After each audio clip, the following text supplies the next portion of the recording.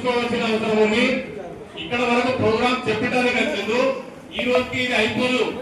మళ్ళా మన గ్రామంలో సుఖ ఇట్లా మీటింగ్ జరుగుతాయి. మన గ్రామంలో అక్కడ సుఖ తహసీల్దార్ కానీ ఆర్ఐఎస్ వచ్చి అక్కడ అన్ని మన అప్లికేషన్ తీసుకుంటారు. ఈ రోజు ఇక్కడ తెచ్చిన అప్లికేషన్ అక్కడ కౌంటర్ పెట్టి అక్కడ సుఖ మనం ఇవ్వచ్చు.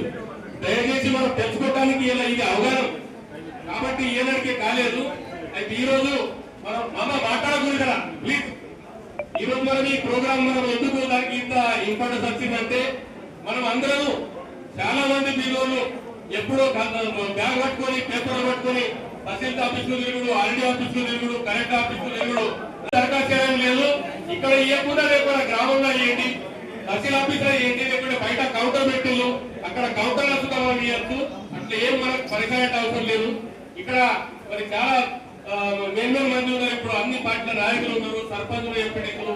మనం సుఖ పొందడం మన గ్రామంలో మీరు సుఖ చాలా సార్లు తిరిగి మనం వేస్తపడ్డాం. ఇప్పుడు మహిళ సుఖ పాపం ఇంటికడ మగ మంచి లేకుంటే ఆ సుఖ ఆ పేపర్ తీసుకొని తిరిగిదు. అటువంటి తిరగకుండా మన గ్రామంలో ఈ ప్రోగ్రాం పరిష్కారం అయ్యే ఇప్పుడు సమయం వచ్చింది కాబట్టి మనం దీన్ని లాభం తీసుకోవాలి. ఈ 15 రోజులు 20 రోజులు అన్ని గ్రామ సభలు జరుగుతాయి. మన గ్రామంలో వచ్చినప్పుడు మీరు ఇటువంటి పోకుండా అక్కడ ఏముందో మన గ్రామంలో చెప్పండి, పేపర్ ఇవ్వండి. దాని తర్వాత దశరాత్రి కావచ్చు, మన ప్రోగ్రాం మన పరిస్థితి ఏమున్నది మన పని తెలుసుకోవచ్చు. అటువంటి ప్రోగ్రామ్ ఇప్పుడు చెప్పడం మనం ఏనాడికి అయిపోయింది. నాకు మాట్లాడేయకుంటే నాకు పేపర్ ఎంతకుముందు ఇందిరమ్మ ఇల్లు గురించి మాట్లాడారు. ఓకే, ఇది అందరి కోసం, ఇది వాళ్ళ కోసం కాదు, అందరి కోసం. ఇందిరమ్మ ఇల్లులో ఒకే తమ్ముళ్ళు ఉంది.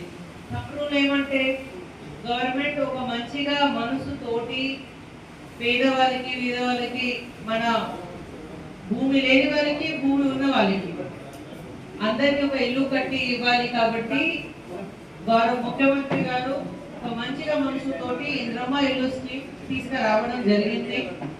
నిజాయితీగా ఇది చాలా రెవల్యూషనరీ స్కీమ్.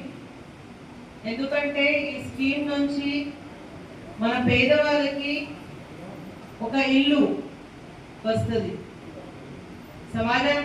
సమాజంలో బతుకోవాలి అంటే